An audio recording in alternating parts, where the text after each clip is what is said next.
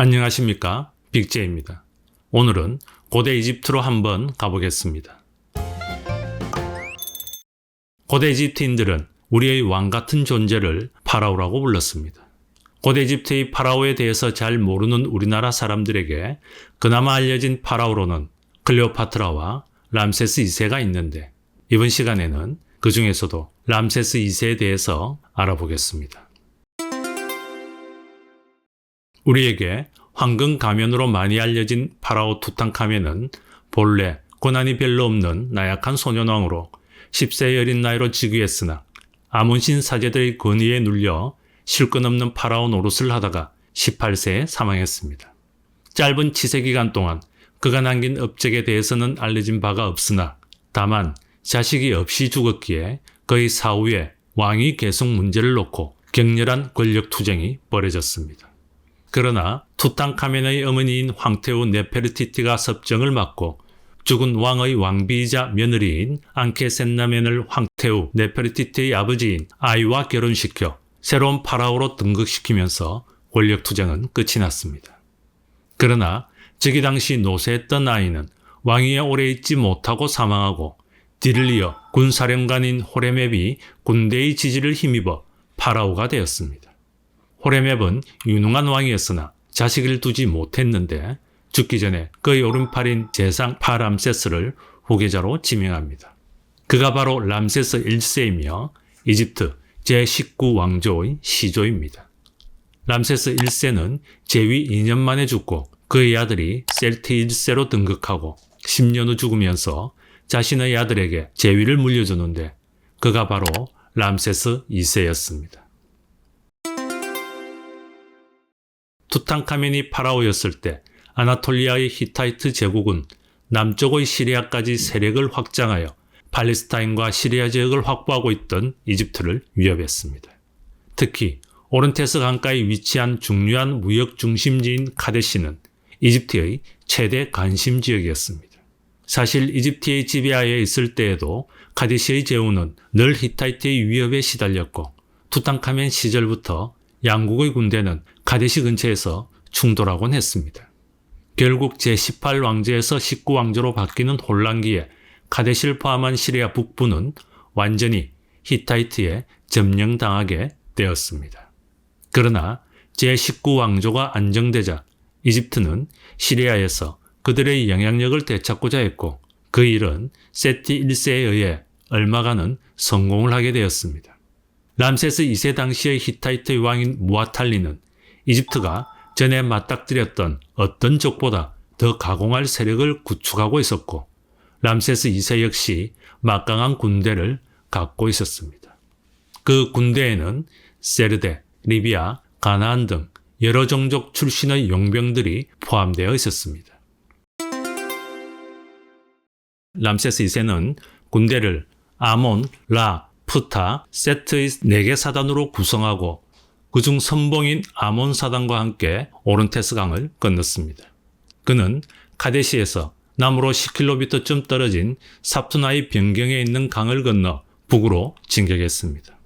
그는 포위 공격을 하고 싶었고 자신의 본대의 선두에서 계속 적을 밀어붙이고 있다는 확신에 차 있었습니다. 왜냐하면 2명의 히타이트 탈영병이 히타이트군은 아직 북쪽 멀리 알레포 부근에 있다는 정보를 주었기 때문이었습니다.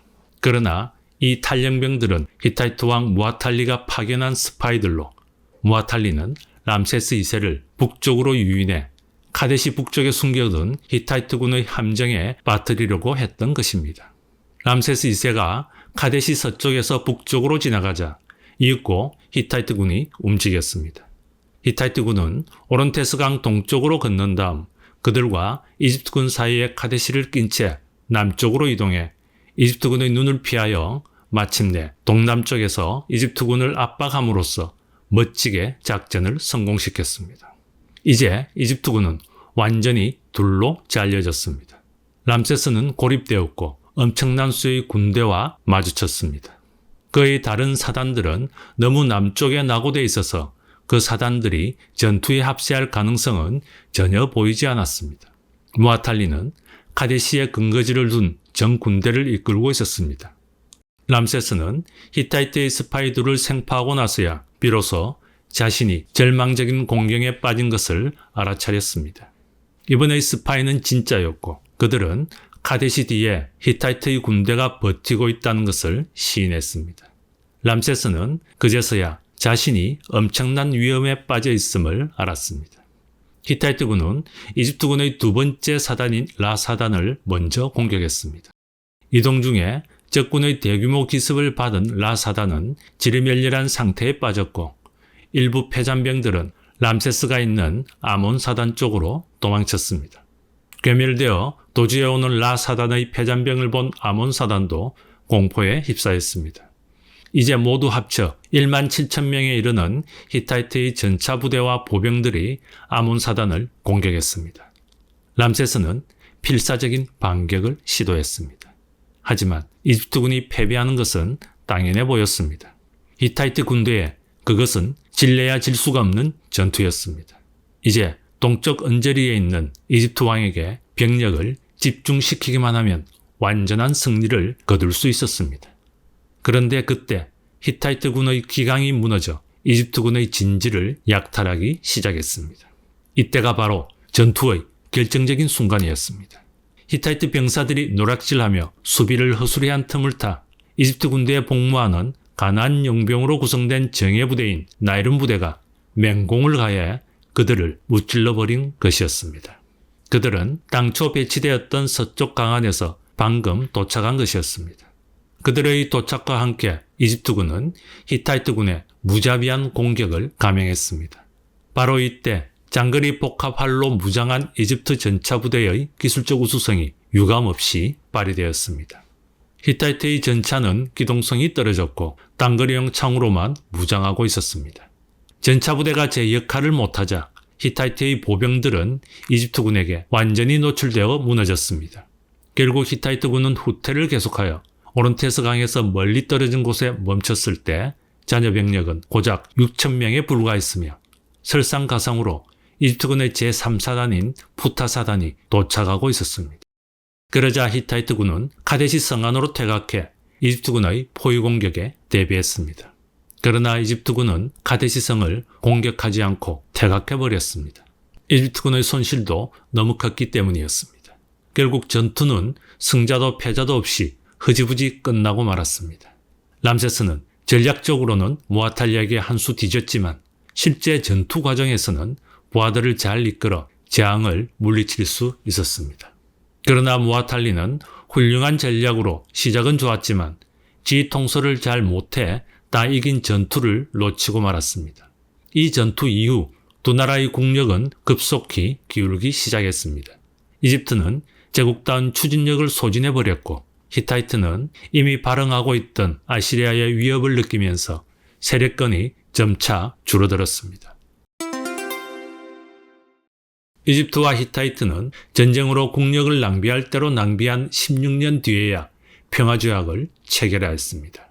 이로써 두 나라는 히타이트에 복속된 카데시를 포함한 현재의 영토를 존중하며 영구적으로 평화를 확립한다는 데 동의하면서 외적이 침략할 경우 서로 협력하기로 했습니다.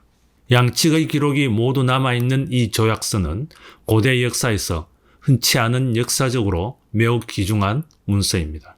평화조약이 이루어지고 10수년 후 두 나라의 우정을 돈독히 하기 위해 람세스는 히타이트 왕녀와 결혼을 하기도 했습니다. 이 평화조약의 국제정치적 효과는 대단하여 이후 40년 동안 오리엔트 세계는 기본적으로 평화를 누릴 수 있었습니다. 67년에 이르는 람세스 2세의 치세 후반부는 두 강대국 간의 평화조약으로 대체로 평온했는데 그는 이 평화 속에서 수많은 건축물을 세워 자신의 업적을 과시했습니다. 대신전 및 자신의 장래 신전인 라메세움을 완공했으며 수도인 테베에도 여러 개의 신전을 지었습니다. 그 중에서도 가장 완성도가 높은 걸작 중의 걸작은 아부신벨 신전으로 이 신전은 오늘날 인류에게 남긴 가장 소중한 문화유산 중 하나이기도 합니다. 그리고 도시마다 새 우물을 파고 도로를 개설했으며 금강채굴에도 힘썼습니다. 람세스는 대규모 건축 현장의 건축가는 물론 석공이나 채석공들 같은 기술자 및 일반 노무자들도 부족함이 없는 풍족한 생활을 누릴 수 있게 지원을 해주었는데 그들은 람세스의 건설 현장에서 일한다는 것만으로도 큰 명예로 여겼다고 합니다. 람세스 2세는 또한 정력이 남달리 뛰어나 많은 처첩을 두었고 79명의 아들과 59명의 딸을 낳았다고 전해지는데 그를 계승한 메렌프타는 30번째 아들이었다고 합니다. 람세스는 90이 넘은 나이에 죽었는데 카이로 박물관에 전시되어 있는 그의 미라를 보면 그는 메브리코의 피부가 하얗고 붉은빛이 감도는 금발의 소유자로 골격이 견고한 건장한 노인이었던 것으로 추측된다고 합니다. 인류의 역사가 시작된 이래 남성들은 여성들보다 우월한 사회적, 경제적, 정치적 위치를 차지하고 있었습니다. 오랫동안 여성들은 자손 생산과 가사일에 국한되고 남성의 종속적인 존재였습니다. 그런데 몇천 년 전 고대 사회에서 남성과 여성이 거의 동등한 지위를 누렸다고 많은 역사가들이 인정하는 사회가 있었다면 믿어지십니까? 그것은 바로 고대 이집트 사회였습니다. 물론 고대 이집트 사회 역시 의심할 바 없는 가부장제, 즉 남성 권력의 원칙에 기초한 사회였습니다. 하지만 놀랄 만큼 많은 성평등이 이루어진 사회이기도 했습니다. 고대 이집트 사회에서 여성은 법적으로, 정신적으로, 사회적으로 매우 높은 지위에 있었다고 여겨지는데 역사상 가장 위대한 문명 중 하나의 사회에서 여성의 삶이 어땠는지 한번 살펴보겠습니다. 고대 이집트에서 여성을 존중하는 태도는 종교의 기초를 두고 있는데 고대 이집트의 신들 중에는 각기 다른 전문 분야를 가진 많은 여성들이 있었습니다. 가장 중요한 신 중 일부는 여성이었습니다. 특히 이시스는 사후 세계의 신인 오시리스와 동등한 위치에 있는 동생이자 아내로 대우받았고 파라오의 신성한 어머니로 간주되어 특별한 숭배를 받았습니다. 고대 이집트에서 권력의 최정점인 파라오에 올랐던 대표적인 유명 여성으로는 하트셉수트와 클레오파트라가 있습니다.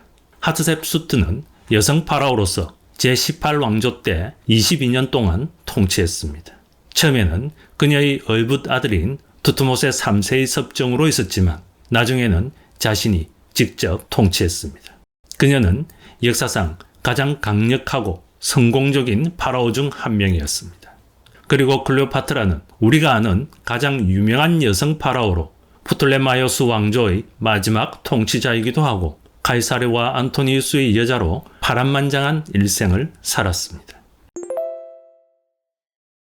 많은 역사가들이 고대 이집트 사회에서 남성과 여성이 거의 동등한 지위를 누렸다고 믿고 있습니다. 특히 여성은 재산을 상속받을 수 있을 뿐만 아니라 자신의 의지대로 처분할 수 있었고 유산으로 물려줄 수도 있었습니다. 친형제는 물론 남편도 아내의 재산을 마음대로 처분할 수 없었습니다. 자식이 물려받은 유산은 부친뿐만 아니라 모친한테서도 재산을 물려받는 것을 당연한 것으로 여겼습니다. 여성은 결혼한 후에도 재산이나 사업을 소유하고 운영할 수 있었습니다. 일반적으로 여성은 가정에서 전통적인 가사일에 종사했으나 교사, 직공, 음악가, 미용사, 재단사, 서기관, 여사제 등의 직업을 가질 수 있었습니다. 단 공무원은 될 수 없었습니다. 하층계층의 여성들은 일반적으로 농업에 종사했습니다. 극히 예외적인 경우지만 부유한 가족의 도움으로 여성 혼자 독립적으로 살기도 했습니다. 또한 여성은 법정에서도 남성과 동등한 위치를 차지했습니다. 고대 이집트에서 소녀들은 일반적으로 어린 나이에 결혼을 했는데 대개 12세에서 14세 사이였습니다. 보통 남편은 가족에 의해 선택되었습니다. 그러나 여성에게 누군가와 결혼하도록 강요할 수 없었고 여성은 청혼을 거부할 권리가 있었습니다. 결혼은 까다로운 의식이나 절차 없이 쌍방 간의 간단한 계약으로 이루어졌습니다. 일부 다처제는 파라오들에게는 흔한 일이었고 부유한 엘리트들에게는 드문 일이 아니었지만 대부분의 결혼은 일부일처제였습니다. 여성은 결혼 후에는 전통적인 주부의 의무를 수행해야 했습니다. 이것은 식사 준비, 아이들 돌보기, 집을 깨끗하게 유지하고 옷을 세탁하는 일 등을 의미했습니다. 또한 여성들이 하는 일 중에 특이하게 맥주를 양주하는 것이 있는데 고대 이집트 사람들은 맥주를 물 대용으로 마실 정도로 좋아했기 때문이었습니다. 그리고 단백질, 미네랄, 비타민 등 살아가는 데 필요한 양분들을 맥주로 섭취하는 경우가 대부분이었습니다. 어른뿐만 아니라 어린아이까지 맥주를 마셨는데 맥주는 술이 아니라 생활에 꼭 필요한 필수품 대접을 받았습니다. 이혼 또한 상대적으로 흔했는데 남성, 여성 어느 쪽이든지 요구할 수 있었습니다. 결혼하기 전에 부부는 혼전계약을 체결했으며 이는 일반적으로 아내에게 유리하였습니다. 남편이 이혼을 요구할 경우 남편은 어떠한 재산도 청구할 수 없었으며 아내와 자녀의 부양비를 지불해야 했습니다. 어떤 경우든 아내는 항상 완전한 양육권, 결혼할 때 가져온 지참금, 결혼기간 동안 자신의 이름으로 얻거나 상속받은 모든 자산을 받았습니다. 간음은 부부 모두에게 불법이었습니다. 고대 이집트에서 결혼의 주요 목적은 상속자를 낳는 것이었습니다. 실제로 불임은 남성이 아내와 이혼하는 가장 흔한 이유 중 하나였습니다. 의학에 관련된 파피루스 문서에는 임신 여부를 가리는 방법이 나와 있습니다. 아이를 임신한 것으로 의심되는 여성은 밀과 보리알갱이가 들어있는 천주머니의 소변을 보고 두 식물 중 하나라도 발화하면 그 여성은 임신한 것으로 여겼습니다. 밀이 먼저 자라면 여자아이, 보리가 먼저 자라면 남자아이로 여겼습니다. 임신의 지표로서 이 테스트는 실제로 상당히 정확했다고 합니다. 현대의 연구에 따르면 임신의 70에서 85%를 성공적으로 식별하는 것으로 나타났습니다. 출산은 고대 여성들에게는 위험한 일이었는데 이집트 여성들에게도 역시 마찬가지였습니다. 문제가 발생할 경우 실질적인 의료 지원을 받을 수 없었습니다. 여성들은 평균 4명에서 6명의 자녀를 낳았습니다. 그러나 고대에는 영아 사망률이 높았기 때문에 모든 아기들이 성인이 될 때까지 살아남을 수는 없었습니다. 하류충 소녀들은 일반적으로 정규 교육을 받기보다는 어머니로부터 생활 기술을 배웠고 상류충 소녀들은 읽고 쓰는 법과 역사 등을 배웠습니다. 고대 이집트에서는 임신 준비가 안 된 여성은 피임을 할 수 있는 선택권이 있었는데 다양한 피임법이 있었다고 합니다. 청결은 계급이나 성별에 관계없이 모든 고대 이집트인들에게 신성한 것이었습니다. 따라서 모든 사람들은 거의 매일 나일강에서 목욕을 했으며 여유가 있는 집들은 욕조에서 목욕을 했습니다. 신왕국이 시작될 무렵에는 목욕탕이 인기를 끌었습니다. 목욕탕은 성별에 따라 별도의 구역으로 나누어졌고 물은 노예에 의해 공급되었습니다. 가장 흔한 비누는 소다회에 기름을 섞은 것으로 희석되지 않은 형태로 일종의 치약으로도 사용할 수 있었습니다. 월경적인 여성은 불결한 것으로 간주되어 여류와 같이 다른 가족 구성원을 오염시킬 가능성이 있는 활동에서 면제되었습니다. 파라오 시대의 의복은 온전하게 남아있는 것이 거의 없지만 고대 기념물과 무덤의 벽에서 발견된 부조와 그림을 보면 하층 계층의 여성들은 주로 시원한 직물인 아마로 만들어진 몸에 꼭 맞는 발목 길이의 드레스를 입었습니다. 부유한 여성과 왕족은 비슷한 옷을 입었지만 화려한 색으로 염색할 수 있었고 구슬이나 금실로 장식할 수 있었습니다. 일반적으로 하층 계층의 여성은 맨발이었으나 부유층은 가죽과 파피루스로 샌들을 만들어 신었습니다. 당시 여성들은 머리에 밝은 색을 내기 위해 헤나로 염색을 했습니다. 남녀 모두 화장도 했습니다. 모든 계층의 이집트 여성들은 액세서리를 착용했습니다. 액세서리는 장식품뿐만 아니라 부족의 역할도 했습니다. 부유한 여성의 장신구는 보석과 금속으로 제작된 반면 노동자 계층의 장신구는 일반적인 재료로 만들어졌습니다. 이상과 같이 고대 이집트 여성들의 생활상을 살펴봤는데 분명히 동시대의 그리스나 메소포타미아, 심지어는 몇천 년 후의 로마 시대의 여성 인권보다 훨씬 더 진보했다고 볼 수 있겠습니다. 아니, 오늘날의 세계에서도 여성 인권이 고대 이집트 사회의 여성보다 못한 사회가 있다는 것을 볼 때 고대 이집트 사회의 여성에 대한 대우는 정말 경이롭다는 말로 표현할 수밖에 없겠습니다. 이번 시간은 여기까지 하겠습니다. 안녕하십니까? 빅제이입니다. 이번 시간에는 고대 이집트 사회의 성문화에 대해서 알아보려고 합니다. 고대 이집트의 성문화는 많은 유적의 벽에 새겨진 상형 문자와 파피루스 문서가 많이 남아있어 타 문명에 비해 비교적 자세하게 알려져 있는 편입니다. 대체적으로 고대 이집트인들의 성문화 또한 다른 문명과 별 차이가 없었지만 그 중에서도 특별히 차이가 나는 점 또한 있었기 때문에 흥미를 가지고 살펴볼 가치도 있을 것입니다. 고대 이집트인들은 성에 대해 그다지 부끄러워하지 않는 것 같았습니다. 그들의 신화는 성적인 주제에 크게 의존하고 있으며 예술 자체에는 성에 대한 암호화된 메시지와 완곡한 표현이 많이 있습니다. 예를 들어 투탕카멘 왕은 가슴 위에 활을 들고 있는 모습이 그려져 있고 그의 아내는 화살을 들고 그의 발 옆에 서 있는데 고대 이집트의 연애에서 쏘다라는 동사는 사정하다를 의미하기도 합니다. 이는 죽은 뒤에 다시 태어나기 위해서는 성관계를 가져야 한다는 것을 상징한다고 합니다. 이런 면에서 볼 때 그들은 두 인간 사이의 성묘사에 대해 어느 정도 이상의 신중함을 가졌다고 볼 수 있겠습니다.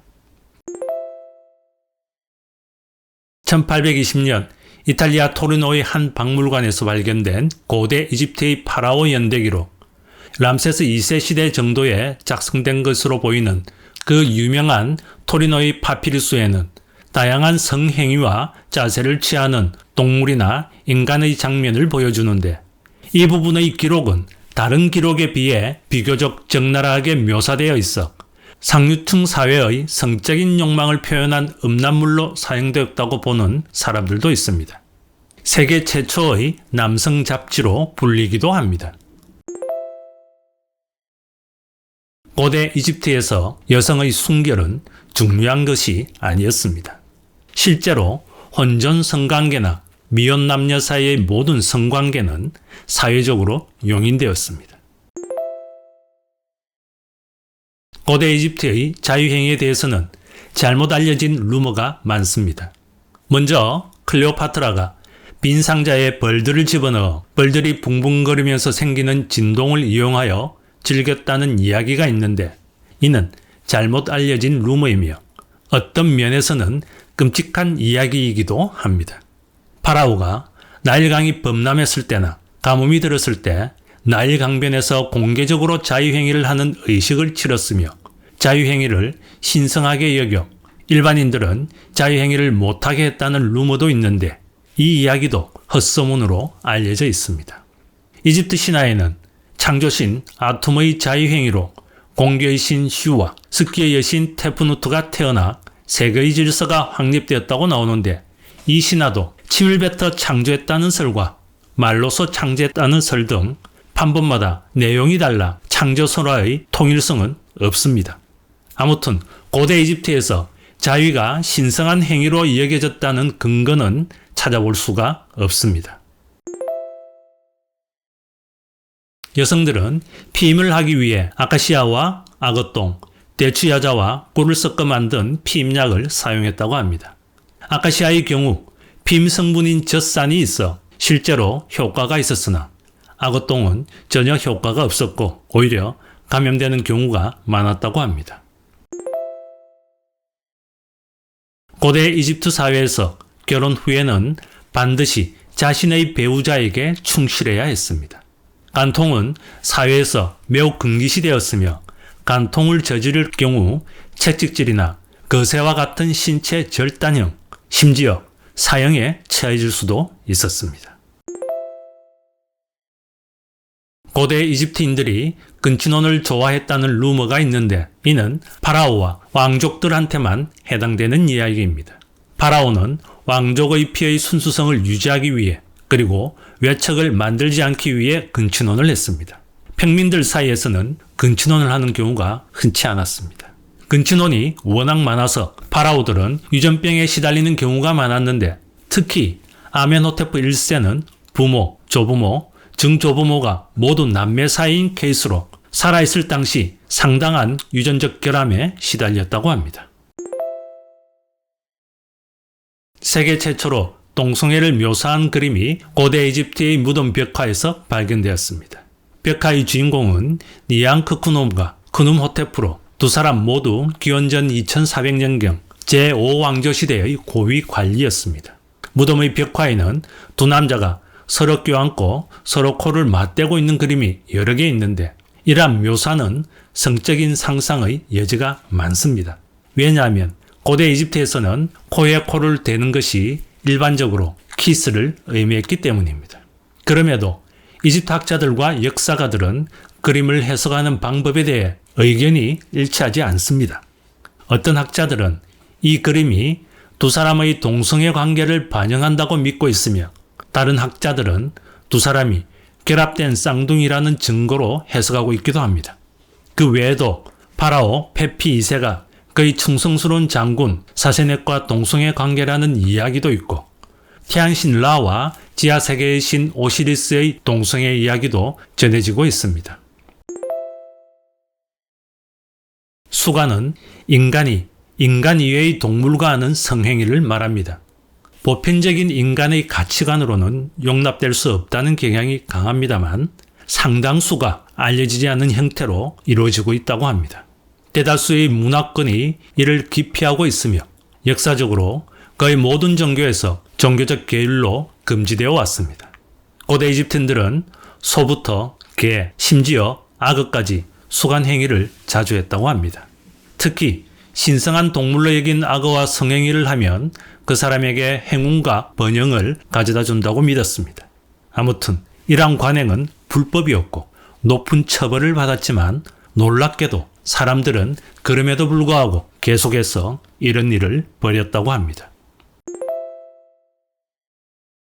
시체의 성행위를 하는 것을 시간이라고 하는데 고대 이집트에서는 특히 성적 대상이 없는 노예들 사이에서 굉장히 성행했다고 합니다. 특히 젊은 여자가 죽으면 그날 밤 장의사의 집 앞은 시체와 성행위를 하려는 사람들이 많았다고 합니다. 더구나 외모가 괜찮은 여자가 죽으면 그녀의 무덤을 파헤쳐 집단으로 성행위를 했다고 합니다. 역사가 헤로도토스에 의하면 고대 이집트인들은 시체와의 성관계를 막기 위하여 죽은 아름다운 여성을 며칠 동안 부패시킨 후 장의사에게 넘겨주었다고 합니다. 이상 고대 이집트인들의 성문화에 대하여 간단히 살펴보았습니다. 각종 기록에 의하면 고대 이집트인들은 적나라한 행동보다는 은근한 느낌을 주는 행동을 더 좋아하고 확실히 드러나는 사랑보다는 넌지시 보이는 몸짓과 은밀하면서도 관능적인 행위를 더 선호했던 것 같습니다. 고대 이집트인들은 무절제한 남녀관계를 용납하지 않았으며 술을 지나치게 마시거나 성적인 쾌락에 빠지는 것을 경계했다고 합니다.